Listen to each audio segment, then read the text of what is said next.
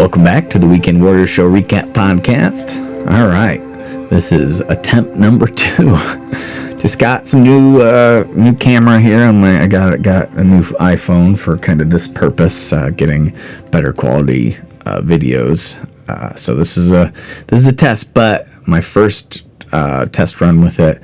I actually did a podcast earlier with Chris Mathian about his new album coming out, but I just tried to do another one about the shows this last weekend and didn't hit the record button right, I guess. So I talked way too long to a camera that was not recording. So, a lot of fun, a lot of just silly, but anyway, so I'm going to try to get back into it here.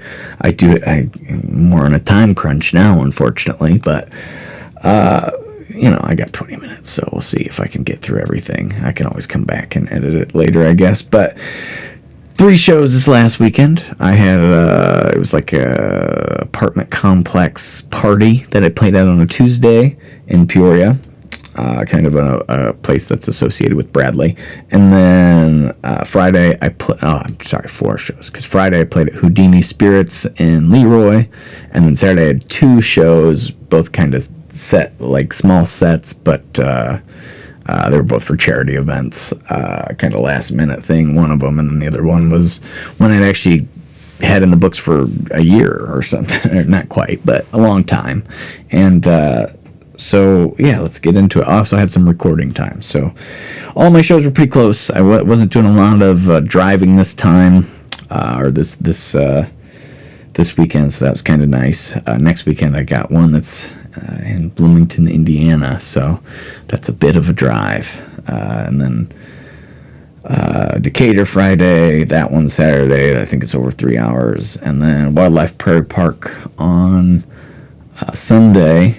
And so that's Hannah City, which I think is close to Peoria. And then Monday, I'm down in Champaign, opening for a band. It's Halloween, so at Nola's Rock Bar, and that's Drew Cagle and The Reputation. So really excited about that one. It's a quick set, 45 minutes, but I met him down in St. Louis, and he was doing a little duo show with one of the other bandmates, and I thought he was really talented, and he was a fun guy to talk to, and he asked me to do it, so I was just jazzed. He's been doing his band has done a couple openings over at the Corn Crib for some different artists and stuff, so, but yeah, just super nice of him to think of me and to include me on such a, epic night, Halloween. NOLA, New Orleans likes the Halloween stuff, so it's going to be a cool, and I've never played at that place in Champaign, so a lot of fronts, very cool, so I'm really excited about that. But let's get into the shows last week. So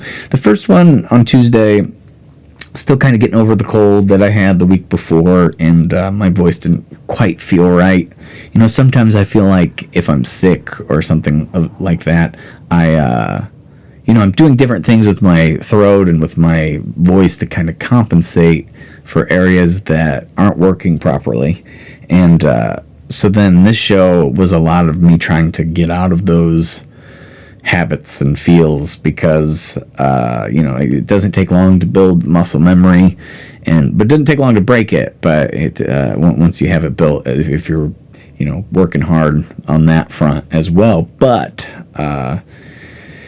I just felt kind of uncomfortable. It was supposed to be outside, but we got hit a patch of cold weather, and it was like in the lobby, essentially, of this apartment complex, fluorescent lights and all that. I guess it was kind of a Halloween party, which I wasn't totally aware of before. There's a lot of people in and out. I was pretty much just background music, so it was really just fine, no matter what I did. I ended up and played mostly covers, threw a couple of my originals in there when I thought people were actually paying attention enough to maybe take it in. But it was just something I did ultimately. Wasn't an amazing, face melting, memorable show, but it was fun, and I got to relearn how to sing for 3 hours. But yeah, and it was pretty quick in and out, load in, load out. I didn't bring a lot of gear, all that. So not a lot of time investment necessarily, just a little bit of a drive. But yeah, I'm glad it went well enough. And yeah, so that was it was a Tuesday, which Tuesdays are a little hard to get kind of up for anyway. Getting like 5 p.m. on a Tuesday, it's hard to like be ready to perform like it's a Saturday night at 8 or 10, whatever the normal time is that you play shows. But anyway, so it was what it was. Ultimately, I had a good time. And then Friday I played at Houdinis Spirits, which I haven't played there in a while, so it was kind of cool to be back. There were some familiar faces that seemed to be enjoying what I was doing. Kind of running into some of the same stuff. My throat seemed really tight. I couldn't quite. I just didn't feel right for the whole first like hour and a half, and then I learned a hard lesson there too. I was like thinking like I'm gonna live stream some of it, so that way eventually I could maybe use some of that, like download the live stream and maybe cut out some clips to post. And I had like 45% battery. It died, of course, while I was doing it. I played too long I don't know why I can't just like take a break sometimes, but the phone died, and of course that meant that I lost the video, so didn't really do me a lot of good. It did kind of up my game a little, because at that point there weren't as many people like at the show that were they were kind of halfway paying attention, I feel like. So having that there, and I did this thing which is a double-edged sword, because I didn't use the selfie cam. I just used the regular camera because I thought the quality would be higher, but I couldn't see myself. I couldn't interact with people. So the not seeing myself, the not interacting with people, probably, the not seeing myself part was good. The not interacting with people that were watching probably wasn't as good. But, it just kept me more in the moment instead of worrying about how it looked, and made sure it was recording. But, I didn't notice when it died. And, I thought I was playing for it probably long after. But anyway, I lost the video. Not a big deal. Just would have been nice to have. Always looking for like a little bit of extra content to share, especially live stuff. And there was another part of it too. I was been talking to a buddy of mine, Jeff Easton, who recorded our first two, our EP and full-length album, Design to Shine. He was interested in maybe starting a song just to have something to work on, and I was like, okay, well, I was trying to record him some demos, but then I got sick, so I didn't really get too far with that. And so I was hoping that, I could play some of these songs live, and then maybe I could just send it to him, and he could get the bio of the song. So unfortunately, I didn't get any of that, but it did force me to play some of those new songs, some that I'm a little bit more hesitant to play, and they were fun. I got more into it, I think, when I was doing that. And the voice thing just like seemed to work itself completely out by that point. And I put the camera up, so it just felt good to play at that point.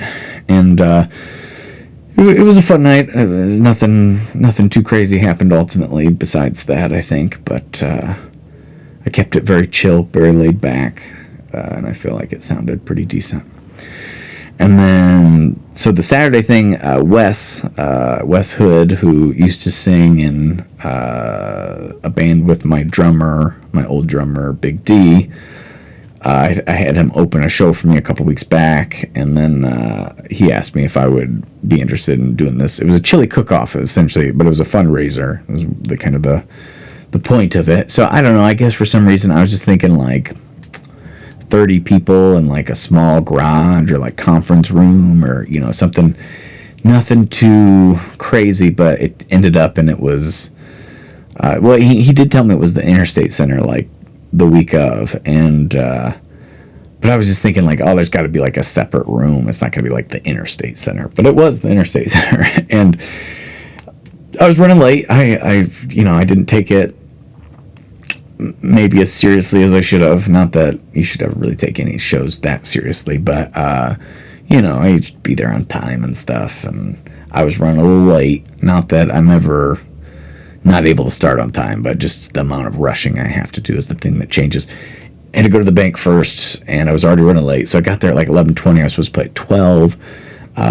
Got there. He helped me load in, which was great, kind of sped things up, but I got in there, and I was like, there's like 150 people or something in here, and it's like this giant open kind of hangar, looked like an airplane hangar. They had a nice stage. There was a person doing percussion, or a little group on the stage, and there were people dancing in front.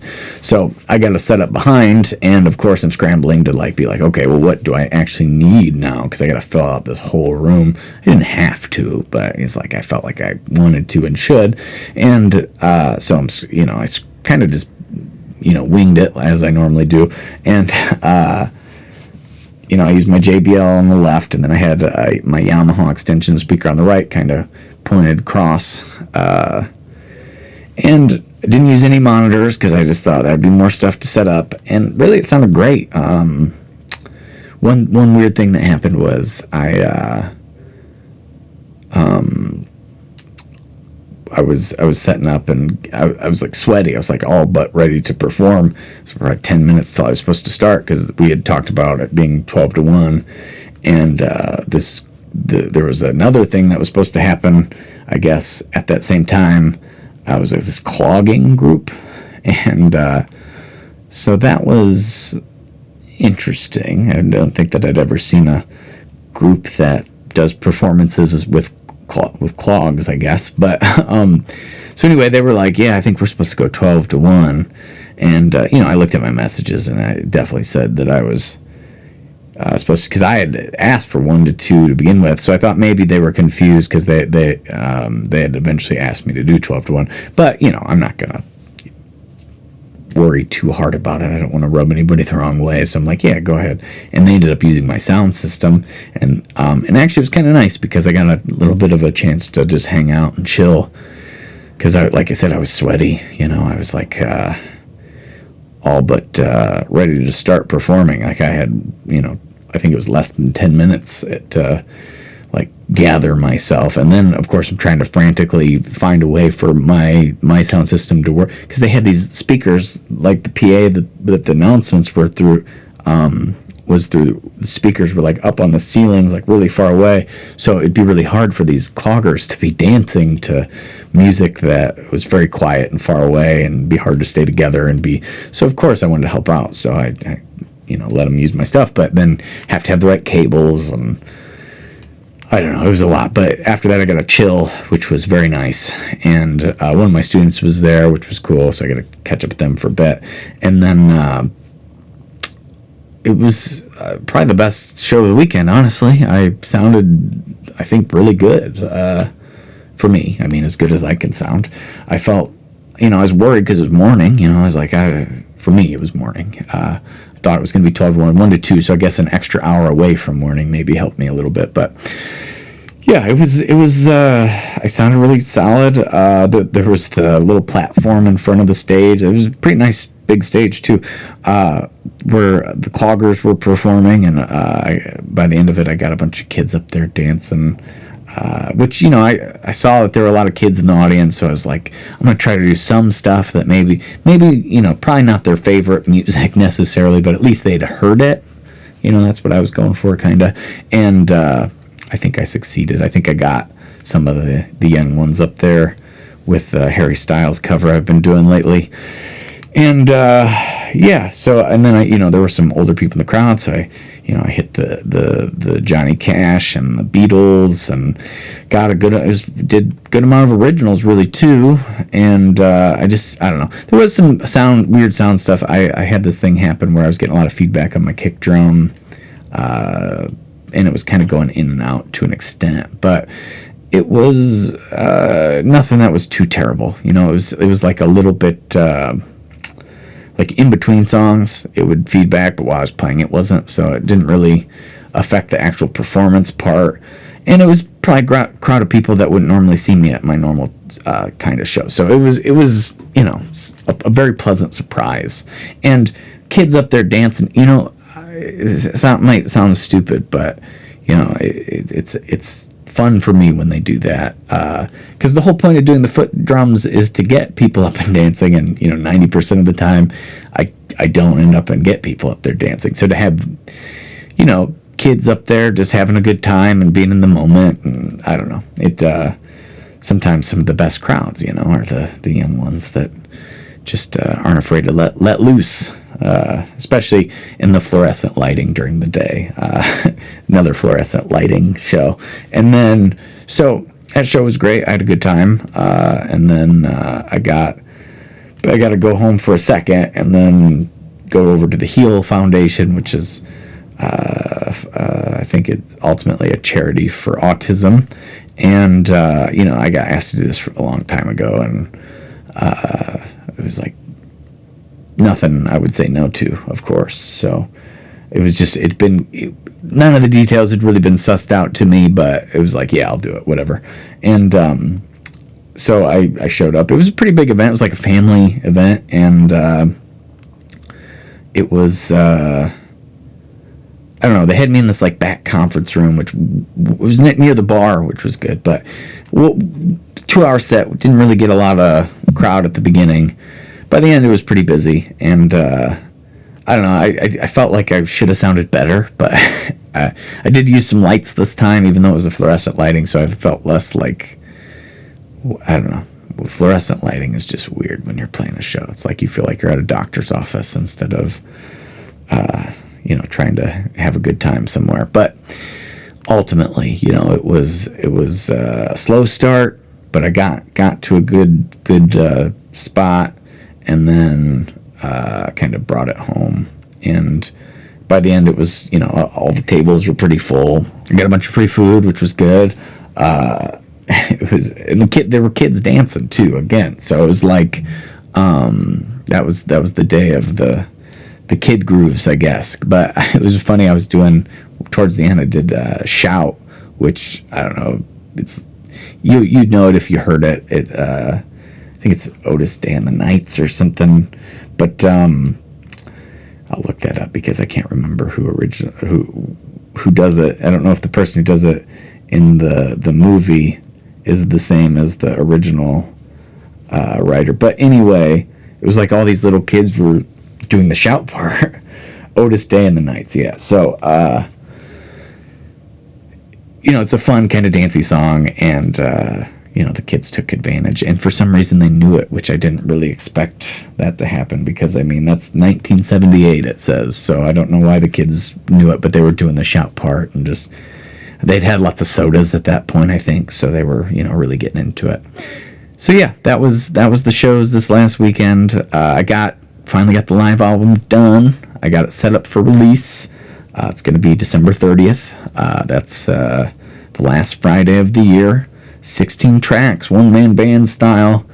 It's been a process for sure to get that all squared away, but I'm pretty happy with how it's turning out, and or how it turned out, because it's done. I'm not going to change anything. I gotta put the brakes on, stop. Gotta have somebody tell me that once in a while, even if it's me just telling myself that. But so that is going to be out, and I had a little hiccup today. They were telling me that artwork wasn't going to work, even though I'd already used the same artwork for the singles I'd released from that album. Exact same artwork in August. So very strange that wasn't, but we talked through all these reasons why it might not. I said the image was too blurry, which the text on the image wasn't blurry. Like, the picture was a little more abstract, but we just liked the way it looked. Ryan Wolf did the artwork for it, and I kind of, told him my opinion about it. That's about all I did with, I think I might have done the screenshot that we used to, build it kind of from, like, that was a picture I liked. But anyway, and then some of the text they were saying wasn't matching right, and they said the quality wasn't good enough. But it's like I just had released it, so the same exact artwork 3 months prior to now. And so whoever the agent was telling me, whoever I was talking to on the distribution site. And then at the end of it, he's like, "Oh, I got the email back from," because I'd had him ask somebody some questions about it, and he's like, "Oh, they passed it this time, so it's fine." So I was very stressed out for no reason. But anyway, I'm excited that that's done. Working on the videos now.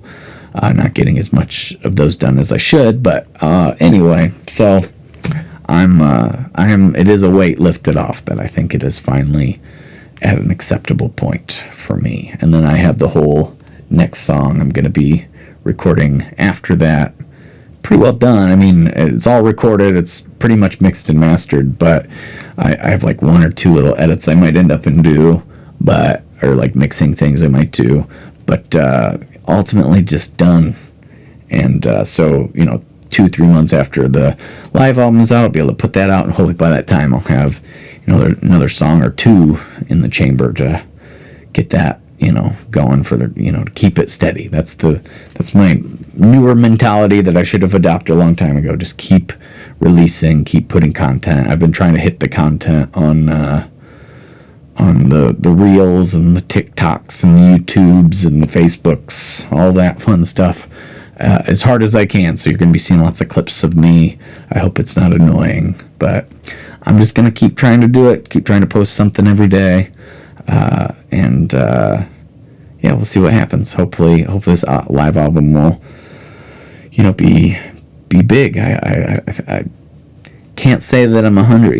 As you're recording, there's always parts of things that, especially on something that's live, it's just like, I wish I could have done that a little better, or especially when there's 5 cameras in your face, and you aren't really going to have control of it's up for TV, and you don't have control of what they're going to end up in, what content out of the 24 songs they're going to decide to pick. It might be the worst one, and they weren't going to cut it up. So if the first songs were bad. Anyway, so I have little things, little hang-ups about it, but ultimately it sounds pretty decent, and I think some of the tracks are great, but 16, it's a lot, so I know most people probably won't listen to the whole thing, but it's exciting to me to have it done and be a weight off my chest, and I'm excited to share it with people finally. So that's coming at you in December, last Friday of the year, December 30th. So that is pretty much it. Got a busy weekend, 4 shows this one coming up. That's what we'll be talking about next week. And as always, I appreciate anybody who takes the time to listen, and I will talk to you next time. All right, have a good one. Bye.